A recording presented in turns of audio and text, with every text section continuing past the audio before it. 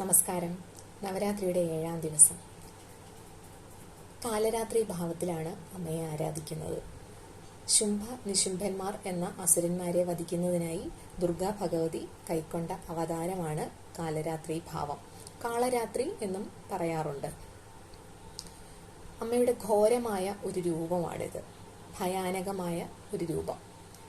ശുംഭ നിശുംഭന്മാരെ വധിക്കുന്നതിന് മുന്നേ വളരെ ദുഷ്ടന്മാരായ അവരുടെ പ്രജകളായിട്ടുള്ള കുറച്ച് അസുരന്മാരെ വധിക്കുകയുണ്ടായി. അതിൽ പ്രധാനികളാണ് ചണ്ട, മുണ്ട എന്ന അസുരന്മാർ, രക്തബീജൻ എന്ന ഒരസുരൻ.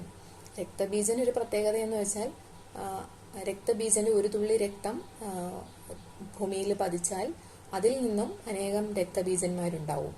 അപ്പോൾ രക്തബീജനെ വധിക്കുന്ന സമയം അമ്മ കൈക്കൊണ്ട ഘോരമായ രൂപമാണ് കാലരാത്രി ഭാവം എന്ന് പറയുന്നത്. അയാളുടെ രക്തം അമ്മ പാനം ചെയ്യുകയാണ് ഉണ്ടായത്, ഭൂമിയിലേക്ക് അത് വീഴാതിരിക്കാനായിട്ട്. അതിനു ശേഷമാണ് ശുംഭ നിശുംഭന്മാരെ വധിക്കുന്നത്. എപ്പോഴും ദുഷ്ടശക്തികൾക്ക്, മറ്റുള്ളവരിലേക്ക് ദുഷ്ടത നിറയ്ക്കുന്ന, ചുറ്റിനും അന്ധകാരം നിറയ്ക്കുന്ന എല്ലാ ശക്തികൾക്കുമേലും അമ്മ കാലരാത്രി ഭാവമായിരിക്കും കൈക്കൊള്ളുന്നത്. അപ്പോൾ മറ്റുള്ളവരിലേക്ക് നന്മ മാത്രം പ്രസരിപ്പിക്കുക, നന്മ മാത്രം നിറയ്ക്കുക, ഭഗവതിയുടെ അനുഗ്രഹം എല്ലാവരും നേടിയെടുക്കുക. അപ്പോൾ നവരാത്രിയുടെ 8ാം ദിവസത്തെ വിശേഷവുമായി നമുക്ക് നാളെ കാണാം. Thank you for watching.